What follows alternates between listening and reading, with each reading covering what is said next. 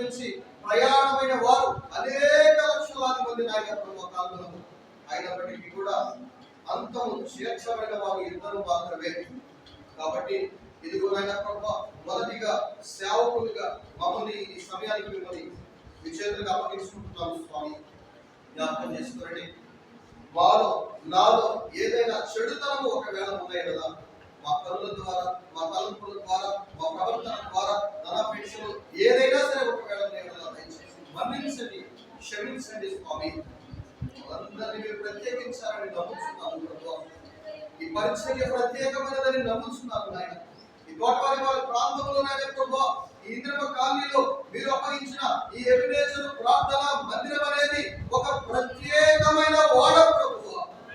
ఈ ఓడలోనికి వచ్చిన వారు అనేక మంది ఉన్నారు, ఇంకా రావాల్సిన వారు అనేక మంది ఉన్నారు స్వామి.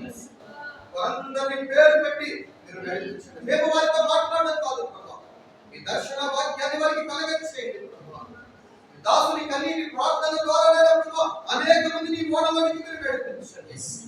ఏ ఒక్కరు నశించిపోకూడదు నాయన. చెడిపోయిన వారు బాగుపడాలి ప్రభు, నీ సన్నిధికి రావాలి నాయన ప్రభు. అట్టి కృప మీరు అనుగ్రహించమని ప్రార్థిస్తున్నాను. చేరువచ్చిన దాసులను కూడా మీరు జ్ఞాపకం ఆయా ప్రాంతాల్లో పరిచయం అయిన ప్రభు మరి కొనసాగిస్తూ ఉండగా వ్యతిరేకతలను మీరు కొట్టివేయండి స్వామి.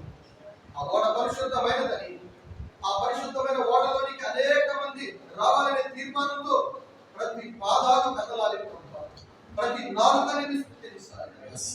అట్టి దయచేయమని ప్రార్థిస్తున్నాను. మీరు ఇచ్చిన సమయాన్ని బట్టి మీకు స్తుతులు స్తోత్రములు చెల్లించుకుంటూ స్వామి, ఈ మాటలన్నీ కూడా మా హృదయాలను ఫలభరితంగా మార్చబడి కొనుగోలు తెలియదు చేరువచ్చిన ప్రతి ఒక్కరికి అర్పించారు. కొద్ది మనము మీ పాదాల సన్నిధికి చేర్చుకోండి. యేసు పరిశుద్ధ నామములో ప్రార్థిస్తున్నాను తండ్రి. ఆమేన్. ఆమేన్. మంచిది.